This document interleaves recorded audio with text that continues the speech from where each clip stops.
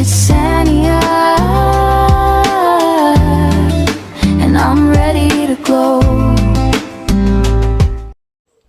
Hello everyone, welcome back. So आज की video ना आई डोंट नो क्या होने वाली है, बट कुछ तो होने वाली है। What the reason behind? बंद हो गई। बंद कर दो, तो चालू कर देते हैं। आज स्टार्ट करेंगे। ओके, सो आज की जो वीडियो है वो होने वाली है एक्सपीरियंस के ऊपर कि आफ्टर ग्रेजुएशन जब मैंने एलएलबी चूज़ किया उसके बाद मेरी क्या एक्सपेक्टेशन थी और क्या रियलिटी चेक मुझे मिला है, तो मैं वो आपके साथ शेयर करने वाली हूँ। तो देखो, सबसे पहले मैं तो थोड़ा सा बता देती हूँ कि मैंने एलएलबी चूज़ ग्रेजुएशन के बाद क्यों किया।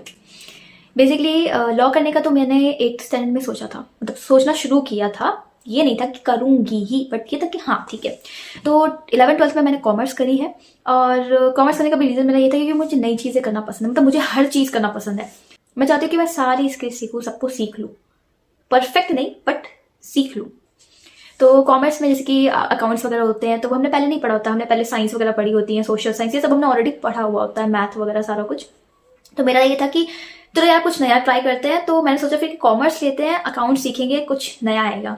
तो यस, मैंने अपनी 11th-12th काफ़ी इंजॉय करी है, मुझे काफ़ी अच्छा लगा है। I am from a Covid batch. आपको पता है कोविड बैच के साथ कितना अन्याय हुआ था। Leave that part. So after 12th अब बारी आती है ये सोचने की किया क्या जाए। तो बहुत कुछ सोचा था, ये किया जाए, वो किया जाए, ये किया जाए, वो किया जाए। फिर कहीं जाके मैंने सोचा कि करनी तो मैंने लॉ ही है। तो फिर मैंने बताया अपने घर पे कि हाँ मैंने लॉ करनी है। एंड मेरे पेरेंट्स बहुत ज़्यादा अच्छे हैं, लाइक लिटरली बहुत अच्छे हैं। उन्होंने कभी ये चीज़ हमें नहीं बोली कि आपको यही करना है, नहीं। उन्होंने हमें कहा कि हम अपनी मर्जी से चूज़ कर सकते हैं, जो कुछ भी हमें चूज़ करना है बस हम उनको बताएं, ठीक है, फिर वो देखेंगे कि क्या क्या नहीं है। तो मैंने उनको बताया एंड दे वर लाइक कि ओके। हाँ, स्टार्टिंग में मेरे फादर थोड़ा सा हो रहे थे क्योंकि हमारे फैमिली जनरेशन में कोई भी एडवोकेट फील्ड से नहीं है। तो यानी कि मैं फर्स्ट जनरेशन लॉयर बनूंगी, मतलब बोल सकती हूँ कि I am first generation law student. So yes yes yes yes, thank you thank you thank you. खैर, हम आगे बढ़ते हैं। तो यस, ये रहा। फिर उसके बाद में हाँ ठीक है, मेरे पेरेंट्स आ गए क्योंकि मुझे तो करना ही था। ओके, तो उसके बाद में हमने देखा कि क्या कैसे रहेगा। मैंने बहुत इंस्टेंट लिया था। मेरी 12th ओवर हो गई थी, उसके बाद मैंने सोचना शुरू किया था कि मैं क्या करूँ। तो मेरा दिमाग बहुत ख़राब हो गया था। तो ऑलमोस्ट सारे एग्ज़ाम्स निकल चुके थे एंड जो एग्ज़ाम था वो मैं देने गई थी। मैंने एग्ज़ाम दिया, बट ये था कि जो मैंने स्टेट लेवल का एग्ज़ाम दिया था ये फिर बंद हो गया। बंद ही रहने देती हूँ, छोड़ो उसको। तो मैंने स्टेट लेवल का एग्ज़ाम दिया एंड मुझे था कि नहीं होगा, क्लियर नहीं होगा। रैंक वगैरह तो छोड़िए, तो कुछ आएगी नहीं आएगी, क्योंकि मैंने सिर्फ और सिर्फ आई थिंक 20 दिन पढ़ाई करी थी और मैंने पढ़ाई नहीं करी। तो यार दिया, बट उसका ये था कि उसका रिजल्ट बहुत देर बाद आना था, बहुत दिन बाद आना था। उस टाइम पे ये डाउट था कि अगर क्लियर ना हुआ तो फिर मैं क्या करूँगी। मुझे ड्रॉप आउट नहीं करना था, मैं ड्रॉप आउट नहीं कर सकती थी। तो फिर ये सोचा कि यार मैं अभी कोई कॉलेज में एडमिशन ले लेती हूँ, किसी और ग्रेजुएशन में एडमिशन ले लेती हूँ एंड वहाँ से जैसे ही मेरा रिजल्ट आएगा मैं यहाँ पे छोड़ दूंगी। तो ये हुआ कि वहाँ पे गई मैं एंड वहाँ पे मैंने अपने डॉक्यूमेंट्स वगैरह सारा सबमिट हो गया मेरे। और फिर जब मेरा उसका रिजल्ट आया तो उसमें यस, मुझे वहाँ से मतलब नोटिफिकेशन आया कि आपको इस पर्टिकुलर जगह पे आना है एंड काउंसलिंग के लिए, मतलब बुलाते हैं ना, काउंसलिंग के लिए आपको आना है। मतलब मेरा हो गया था, अगर मैं जाती तो मेरा एडमिशन हो जाता गवर्नमेंट यूनिवर्सिटी में। बट बात वो थी कि मेरे डॉक्यूमेंट्स दूसरे कॉलेज में सबमिट हो चुके थे उस टाइम पे एंड वहाँ पे ये था कि मुझे डॉक्यूमेंट्स वापस नहीं मिल रहे थे। तो एक थोड़ा सा मूड ऑफ बोल सकते हो, मूड ऑफ नहीं बोल सकते हो, दिमाग खराब बोल सकते हो, मेरा हो गया था। क्योंकि मुझे जो करना है उसके लिए मुझे कॉल भी आई है बट मैं नहीं जा पा रही हूँ। खैर, बोलते हैं कि लाइफ आपको एक अच्छी जगह पे ही लेके जाती है, ठीक है। तो नाउ लुक एट मी, मैं लॉ ही कर रही हूँ। सो वो जो डेडिकेशन था मेरा उस टाइम से लेके अब तक है एंड इसलिए मैं यहाँ पे लॉ करने आई हूँ। तो मैंने चलो ग्रेजुएशन किया। मैं पहले बहुत ज़्यादा स्टार्टिंग में उदास थी बट टाइम के साथ सही होता गया। तो मैंने अपनी ग्रेजुएशन बीबीए में करी एंड मेरी स्पेशलाइजेशन मार्केटिंग है। एंड जब ये हो गया उसके बाद में मैंने एलएलबी का सोचा एंड एलएलबी के लिए जहाँ पे मैंने सोचा था वहाँ पे नहीं हो पा रहा था। तो फिर मैंने कोई बात नहीं, मुझे इतना कॉलेज से नहीं था, मुझे ये था कि बस अच्छा हो, ऐसा नहीं है कि मतलब बहुत ही बेकार हो। अच्छा सा मेरा ये मतलब होता है कि जहाँ पे पढ़ाई हो, मेरे लिए अच्छे कॉलेज की डेफिनेशन ये नहीं है कि भाई इंफ्रास्ट्रक्चर हो, ये है वो है, लश्कारे वश्कारे, नॉट एट ऑल। मेरे लिए अच्छे कॉलेज का ये मतलब है कि वहाँ पे पढ़ाई होती है, रेगुलरली वहाँ पे पढ़ाई होती है, टीचर पढ़ाते हैं, मेरे लिए वो अच्छा कॉलेज होता है।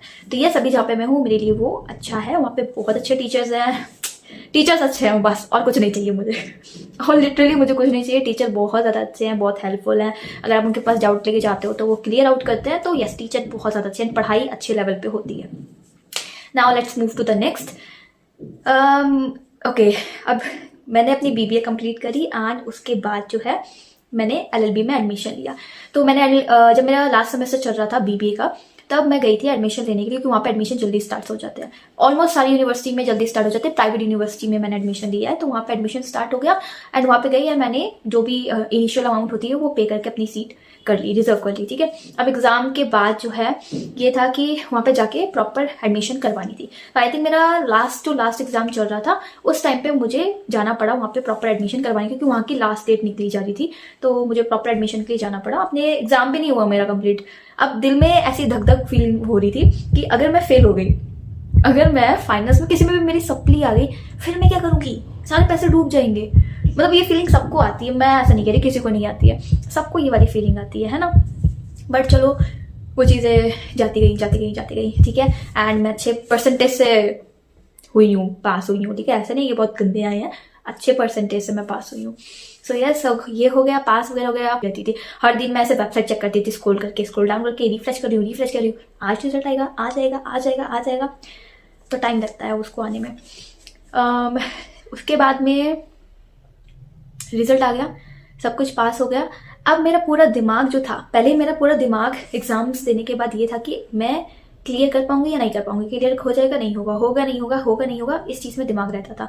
पर जैसे ही रिजल्ट आ गया, अच्छे परसेंटेज से मैं क्लियर हो गई हूँ, दिमाग एकदम शांत हो गया। अब दिमाग टोटल शिफ्ट हो गया लॉ की तरफ, और कुछ नहीं था मेरे दिमाग में, सिर्फ और सिर्फ लॉ की तरफ था कि फर्स्ट डे कैसा होगा, क्या रहेगी चीज़ें, कैसा होगा, एनवायरनमेंट कैसा मिलेगा, क्लास कैसी मिलेगी, प्रोफेसर कैसे मिलेंगे, मेरा डिसीजन अच्छा तो रहेगा या मेरा डिसीजन गलत हो जाएगा।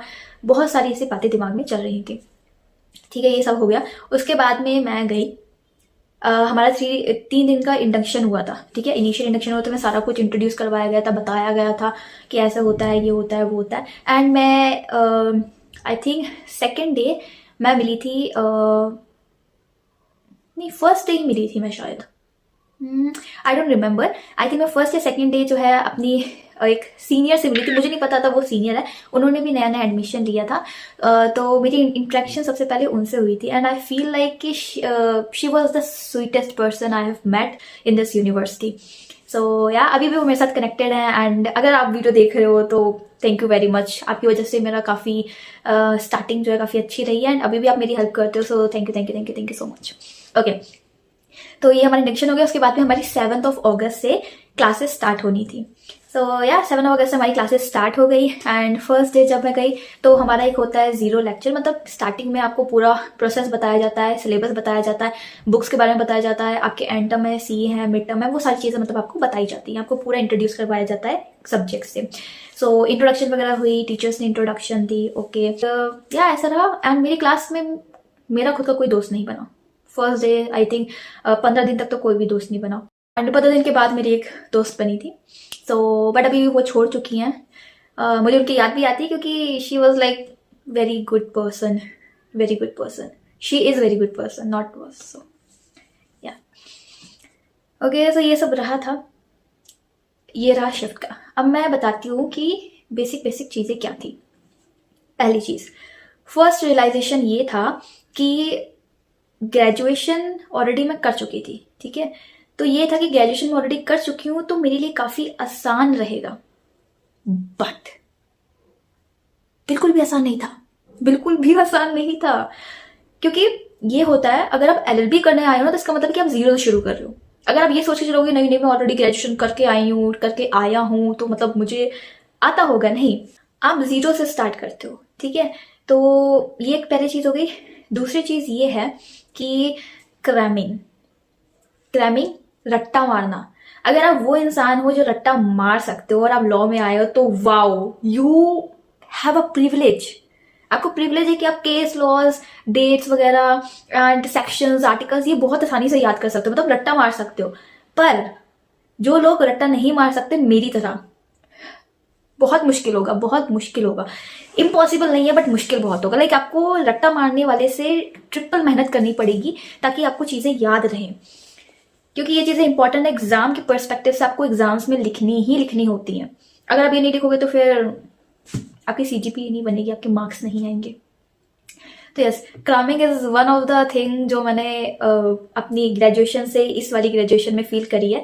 वहां पे नहीं किया मैंने कभी रट्टा, यहाँ पे भी नहीं करती मैं कभी रट्टा, बट यस डेट्स को थोड़ा याद करना पड़ता है, आर्टिकल्स को याद करना पड़ता है, बट 2-3 बार पढ़ते हैं तो फिर थोड़ा हो जाता है, ठीक है। थर्ड चीज जो थी वो ये थी एनवायरनमेंट के बारे में। नॉर्मल जो डिग्रीज होती हैं उनका जो एनवायरनमेंट होता है और जो लॉ स्कूल का एनवायरनमेंट है वो टोटली डिफरेंट होता है, ठीक है।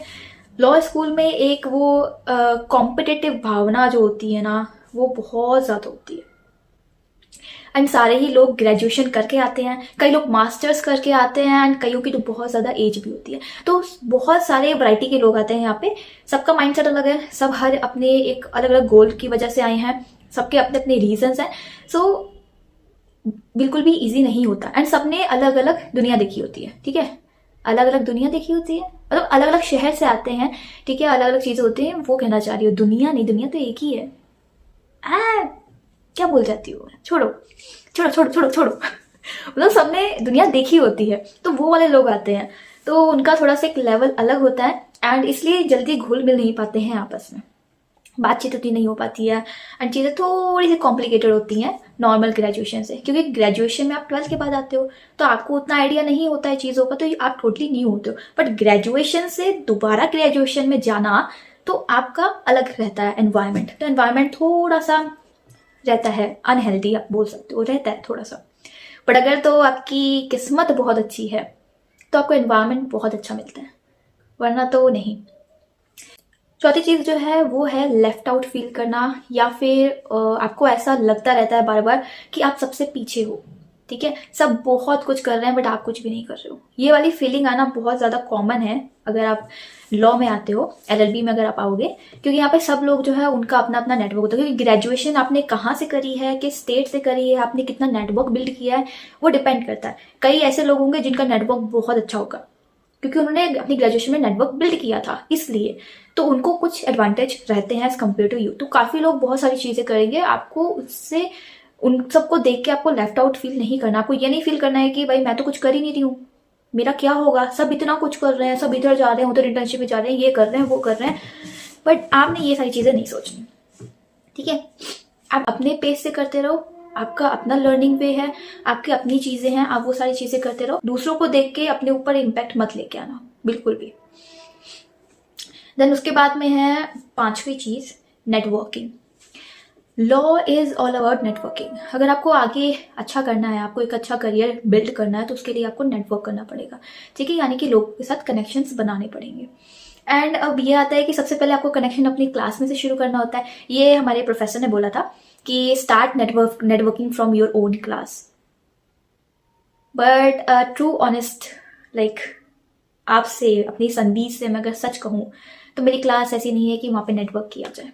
नेटवर्किंग करो, ठीक है, बातचीत थोड़ी करो, बट इन्वॉल्व हो जाओ बिल्कुल भी नहीं। मैं अपना एक एक्सपीरियंस बताती हूँ कि नेटवर्किंग अच्छी चीज़ है, नेटवर्किंग करो, करनी भी चाहिए, करनी पड़ेगी, पर उस नेटवर्क की वजह से अगर आपकी मेंटल हेल्थ में या आपकी पढ़ाई में या आपके स्टडी गोल में या फिर आपके करियर गोल में, ठीक है, किसी भी चीज़ में अगर इम्पैक्ट पड़ रहा है तो आप उस नेटवर्क को छोड़ दो, नया नेटवर्क बिल्ड कर लेंगे, ऐसी कोई बात नहीं है। बहुत से लोग आपको मिलेंगे, डेली कोर्ट जाना शुरू करो, कोर्ट्स में जाओ, वहां पे आपकी नेटवर्क बिल्ड होंगे, उनसे नेटवर्क आप बनाओ, ठीक है, बट मेक श्योर कि नेटवर्क जो आपने बिल्ड किया है उस नेटवर्क पे आप पे बुरा असर ना पड़े, बिल्कुल भी बुरा असर नहीं पड़ना चाहिए, सिर्फ और सिर्फ अच्छा असर ही पड़ना चाहिए।